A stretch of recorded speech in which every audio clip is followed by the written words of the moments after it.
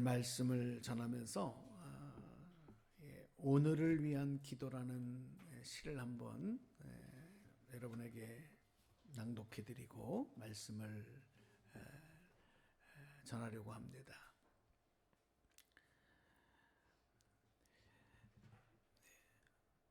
오늘을 위한 기도.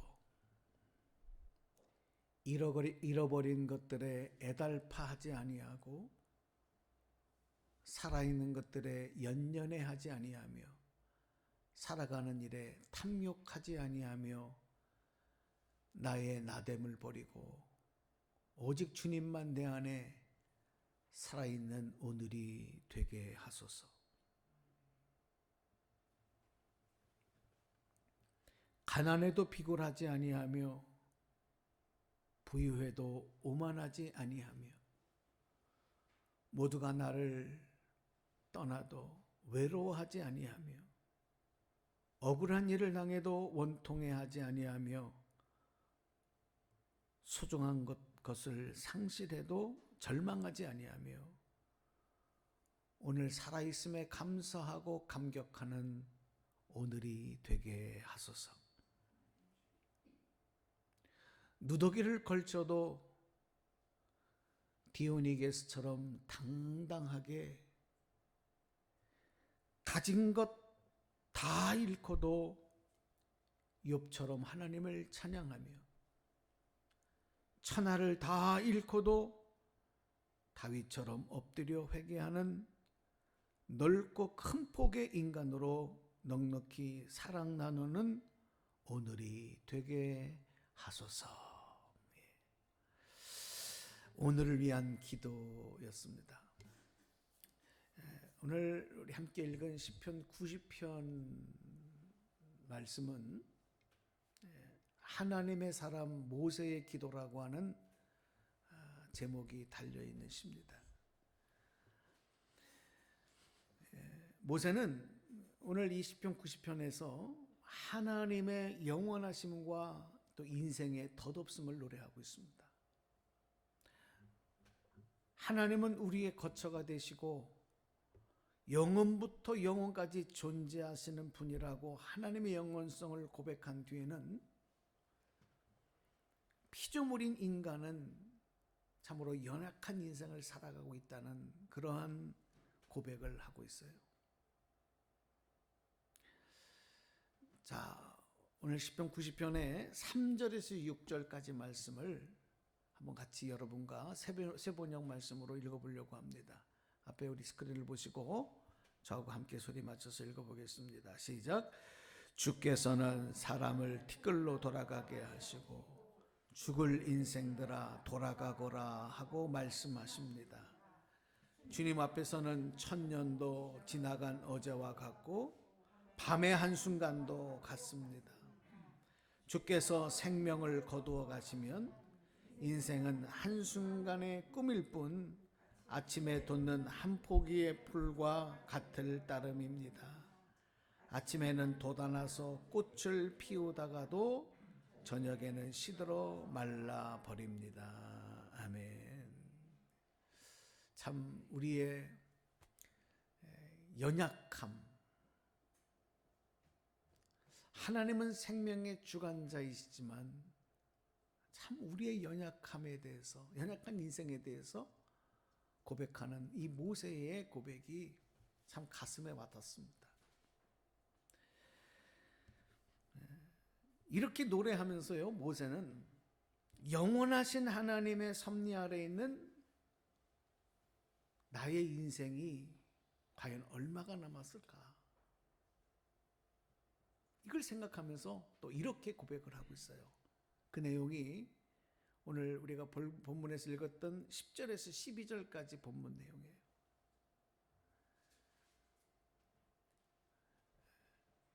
우리의 연수가 70이요 강건하면 80이라도 그 연수의 자랑은 수고와 슬픔뿐이요 빠르게 지나가니 마치 날아가는 것 같습니다.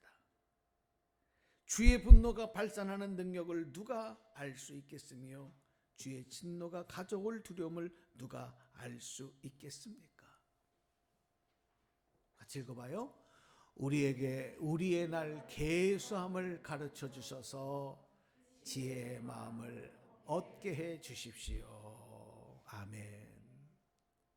오늘 이 고백과 기도가 오늘 말씀을 들으면서 오늘 여러분의 고백이 되고 또 여러분의 기도가 되기를 부탁드립니다.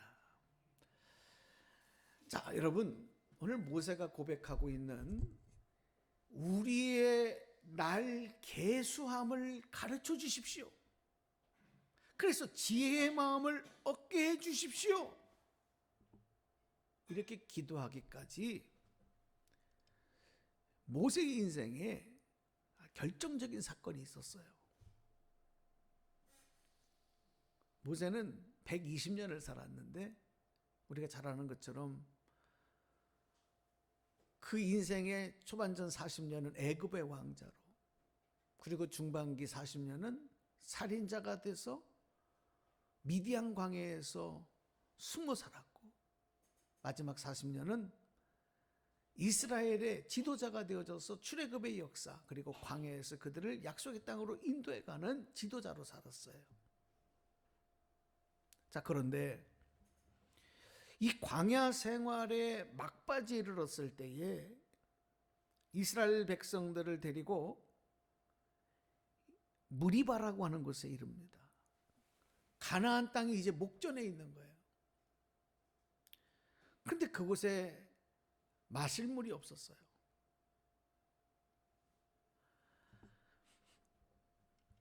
그러자 40년 동안 하나님의 은혜를 경험하고 인도하심을 받았던 이스라엘 백성들이 또다시 하나님을 원망하고 모세를 원망하고 불평하기 시작합니다.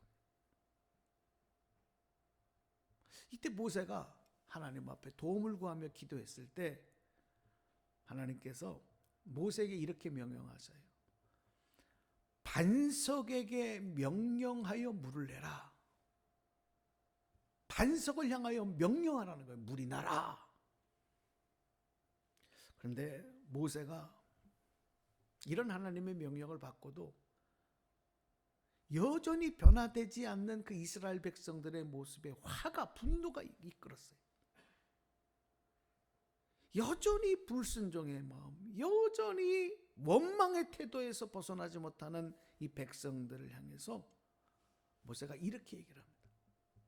내가 너희에게 물을 내랴. 내가 너희에게 물을 내랴. 그러면서 자기의 그 분노를 이기지 못해서 들고 있는 지팡이로 그 반석을 내리쳤습니다.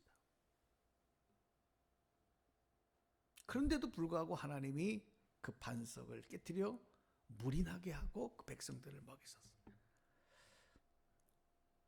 이때 하나님이 모세와 아론에게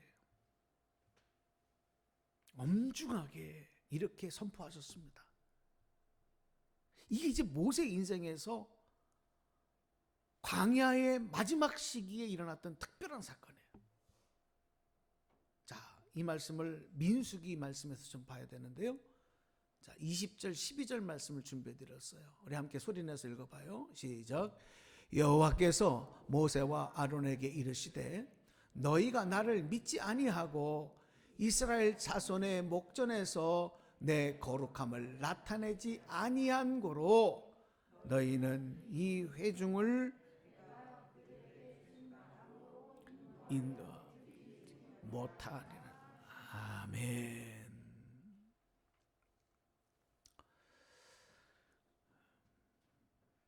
자, 여러분 뭐라 그랬어요? 하나님이 너와 아론이 백성들 앞에서 하나님의 거룩함을 나타내지 아니했기 때문에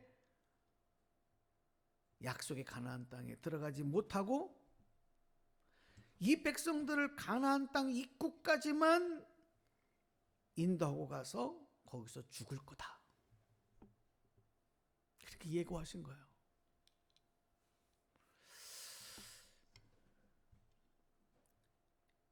이런 하나님의 말씀이 선포된 이후부터 모세의 인생, 모세가 자신의 인생을 바라보는 인생 시간 계산이 달라져요.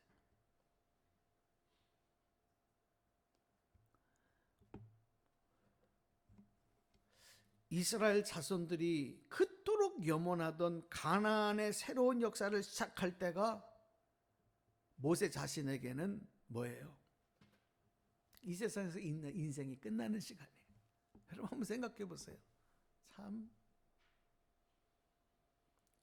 그렇게 목마름을 가지고 40년 동안 걸어왔는데 그 땅에 막상 지도자 된 모세는 못 들어간다는 거예요.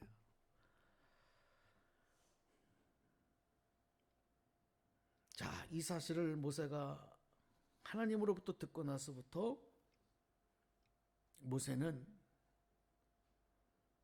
점점 하루씩 줄어들어가는 자신의 생명,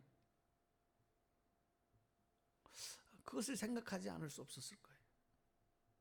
점점 가나안 땅에 가까워질수록, 안 그렇겠습니까? 점점 흥분하고 점점 소망에 기대에 가득 차서 발걸음이 빨라지는 이스라엘 백성들과는 달리 모세는 점점 마음이 무거워지고 착잡해지고, 여러분 그러지 않았겠습니까? 하루하루, 그 하루하루에게 모세가 얼마나 소중했겠어요. 그래서 우리의 날 계수함, 우리의 날을 계산한다 라고 하는 이 고백은 이런 마음으로 지금 기도하고 고백하는 모세의 기도였다는 겁니다.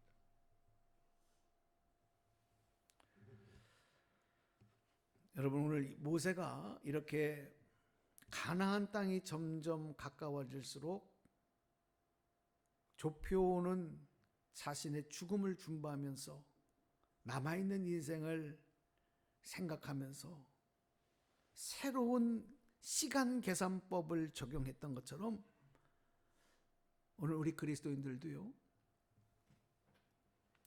지금까지 살아온 날들을 계산하며 지금까지 살았다고 한다면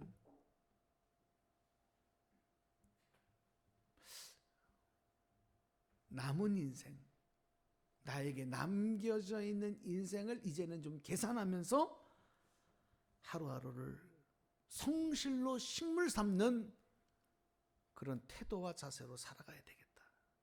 오늘 그런 말씀을 여러분과 함께 나누는 것입니다.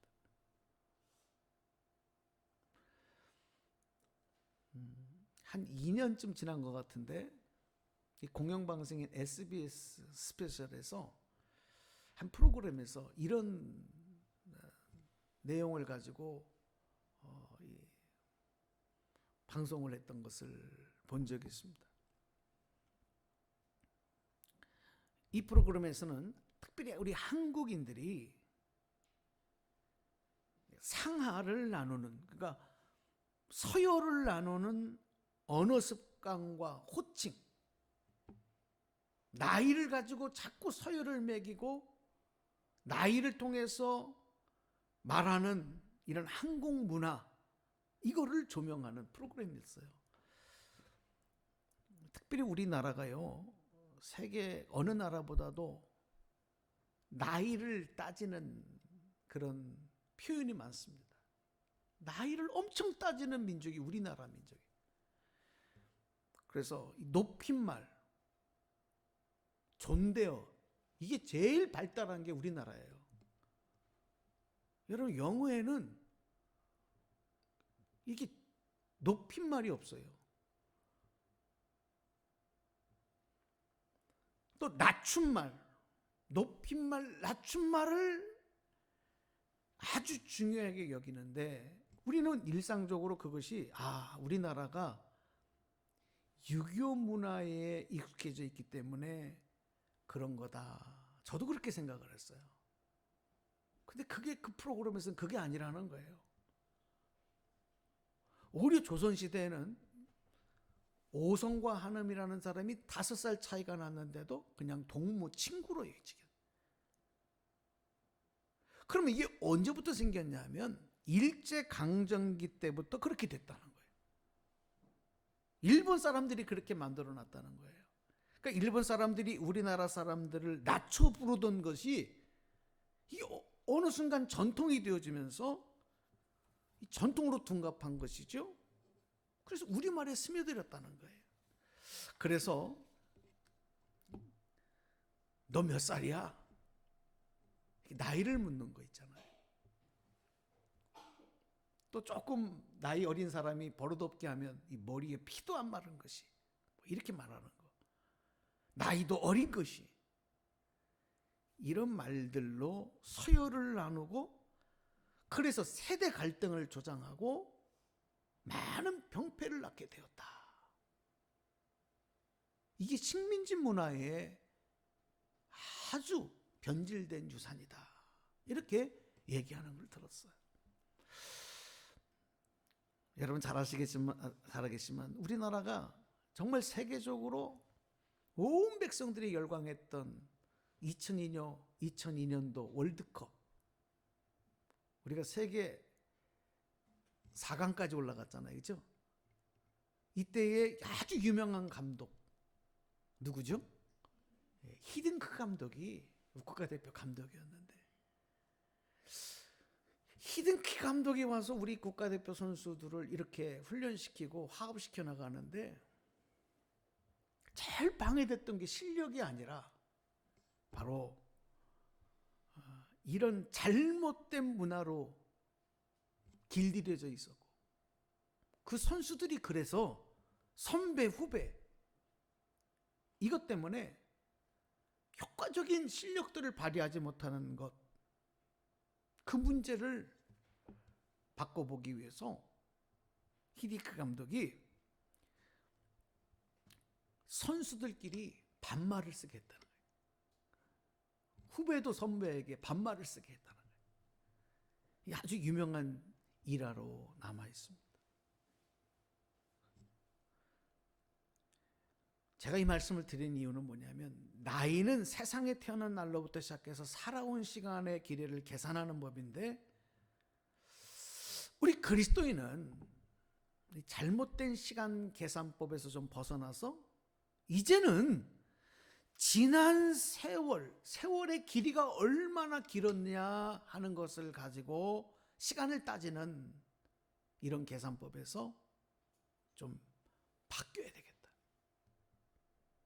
새로운 관점으로 우리 인생을 돌아보고 세상을 바라보는 눈이 좀 열려야 되겠다는 거예요. 누가 먼저 해야 되겠습니까? 이런 문화를 누가 바꿔야 되겠습니까? 교회와 그리스도인들이 감당해야 될 몫인 겁니다.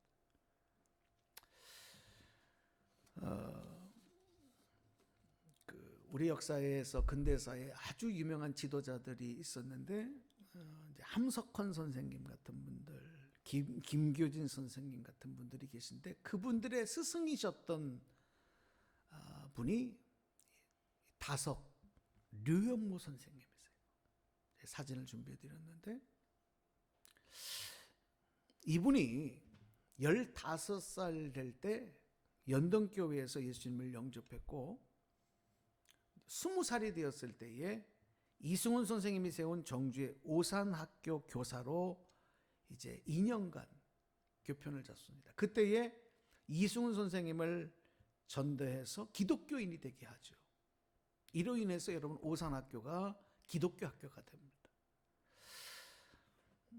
잠시 교직을 떠나 있다가 이제 일본에 유학하고 돌아와서 31세가 되었을 때에 이 유현모 선생님은 조만식 장로님의 후임으로 오산학교의 교장으로 들어가죠.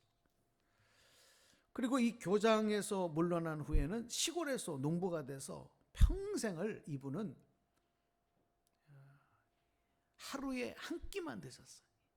1일 1식.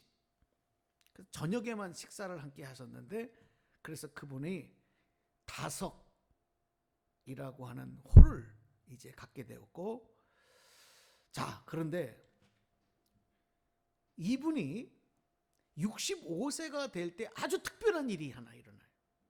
그 인생을 새롭게 한번 이제 진단하고 결심하는 일이 생겼는데, 65세가 되었을 때에 내가 죽을 날이 언제일까? 자신의 죽음의 날을 스스로 결정한 거예요. 정해놓는 거예요.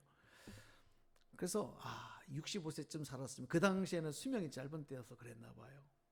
한 66세쯤 살면 내가 충분히 살았다, 이렇게 생각을 하고 1956년 4월 26일 그날을 자신의 죽음의 날로 정해놓습니다. 그리고 이제부터는요, 지나온 삶을 따지며 사는 것이 아니라 그날을 기준으로 자신의 날을 하루하루를 줄여가면서 살기 시작했어요. 이번 특별한 삶의 계산법인 겁니다. 그리고 그때부터 깊이 있는 일기를 쓰기 시작하는 거예요. 그러니까 하루하루를 소홀히 할 수가 없어요. 1년밖에 안 남았으니까 최선을 다해서 하루하루를 후회 없이 살려고 노력하는 동안에 여러분 어떤 일이 벌어지는지 아십니까? 66세까지 살면 내가 후회가 없겠다, 이렇게 정하고 사셨는데 이분이 90세까지 사셔요. 90세까지. 그래서 1981년에 세상을 떠나셨는데 그의 인생을 이렇게 보면서 하나님이 어쩌면 그렇게 1년을 남겨놓고 살아갔던 그 삶도 크게 기뻐하시고 영광을 받으셨나 보다. 왜? 생명은 하나님께 있으니까 장수하신 거예요. 우리가 잘 아는 대로 이스라엘 백성들은 시간을 두 가지 개념으로 생각했어요. 그래서 시간이란 단어도 두 가지 단어로 썼던 거 아시잖아요. 하나님의 주관하시는 그 시간을 카이로스, 그리고 일반적으로 세상에서 흘러가는 시간을 크로노스라고 그들은 사용했어요. 구원을 믿고 새로운 생명을 가지고 살아가는 그리스도인들의 시간 계산법도 지금까지 살아온 날들을 기준하는 계산법에만 머물지 말고, 그래서 내가 몇 년을 살았다, 여기에만 관점이 머물지 말고 우리 다섯 유형무 선생님처럼 또 모세처럼 남은 시간을 계산할 줄 아는 지혜,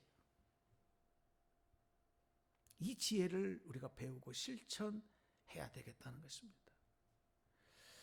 지금 우리 교회와 그리스도인들은 예수님이 이 땅에 탄생하신 성탄절까지 주님의 오심을, 그 오심의, 이 땅에 태어나심의 의미를 되새기면서 주님 이 땅에 오심을 기다리는 대강절, 강림절의 절기를 지금 우리가 지나가고 있어요.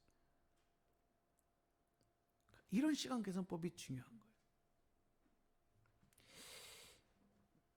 2000년 전에 그때 당시 사람들은 구약 성경에서부터 예언되었던 메시아가 오시기를 그토록 열망하고 기다렸어요. 그런데 막상 베들레헴 마구간에서 온 인류를 구원하실 하나님의 아들이신 예수님이 태어났을 때 그 예수님을 메시아로 영접하지 않았어요. 아니, 못했어요.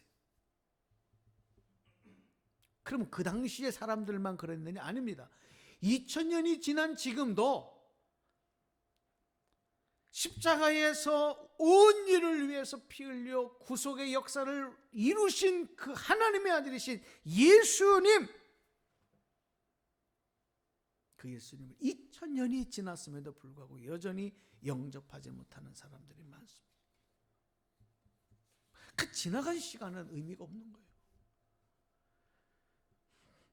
이렇게 흘러가 버린 2000년보다도 이제 오늘 우리에게 더 중요한 시간은 반드시 다시 오시겠다고 약속하신 재림의 예수 그리스도, 이 땅에 다시 오실 재판장 되시는 예수님을 기다리고 영접하는 그 소망으로 살아가는 것이 오늘 우리에게 대단히 중요한 시간 계산법이 되는 거예요.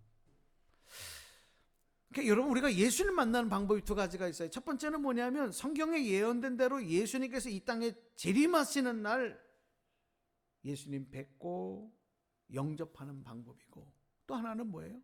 우리가 이 땅에서 예수 믿고 구원받아서 이 땅을 살아가다가 육신의 죽음을 맞고 난 뒤에 천국에 가서 예수님을 뵙는 거예요. 그런데 초대교회 성도들은요, 다시 오실 예수님과의 만남을 고대하며 준비하며 살았어요. 그 신앙, 그 초대교회 교인들이 가지고 있었던 신앙을 한번 저를 따라서 복창해 주십시오. 종말론적인 신앙. 그 신앙을 종말론적인 신앙이라고 불렀어요.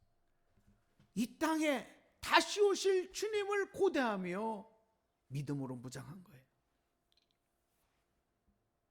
그런데 이 믿음은 오늘 이 시대를 살아가는 우리에게도 너무너무 필요한 신앙이죠.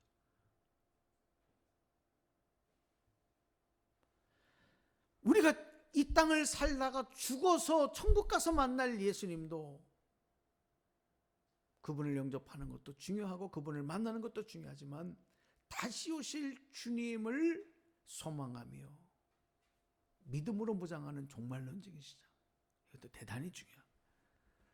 자, 오늘 말씀 정리해 볼게요. 그러면 다시 오실 예수님과 만남을 위해서 앞으로 얼마나 더 기다려야 할까요? 2000년을 기다려야 돼요.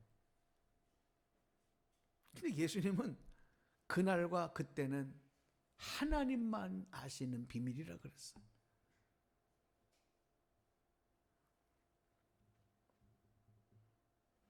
그럼에도 종말론적인 신앙을 갖고 살기 위해서는 오늘 지금까지 말씀드렸던, 지금까지 흘러간 시간을 계산하며 살아가는 방식이 아닌 거꾸로 계산하는 방식의 시간 계산법. 우리가 똑바로 서서 바라보는 세상과 물구나무 서기를 해서 바라보는 세상은 똑같은 세상이지만 다르게 보이는 것처럼 우리 인생을 새롭게 좀 관찰하고 점검할 필요가 있다. 내가 지금까지 얼마나 살았냐, 나이를 따지고 사는 인생이 아니라 반대로 예수님 만날 날이 이제 얼마나 남았을까 생각하며 그날을 준비하며 살아가는 것. 우리가 이제 12월을 맞이하면서 오늘 한 해를 또 우리가 결산하면서 이러한 마음가짐이 우리에게 있어야 합니다. 우리 남자분들 군에 갔을 때 다 경험한 본 일이지만 제대를 앞에 놓고 그때 날짜를 계산할 때는 지금까지 내가 얼마 동안 복무를 했느냐? 처음에는 그걸 계산해요. 내가 이제 한 달 됐다, 두 달 됐다, 세 달 됐다, 네 달 됐다, 이걸 계산하다가 이제 제대를 앞에 놓고는 어떻게 됐느냐? 거꾸로 계산합니다. 제대할 날짜가 이제 며칠 남았다. 바뀌는 거예요. 날짜가 돼. 그때부터 마음가짐이 달라진다니까요.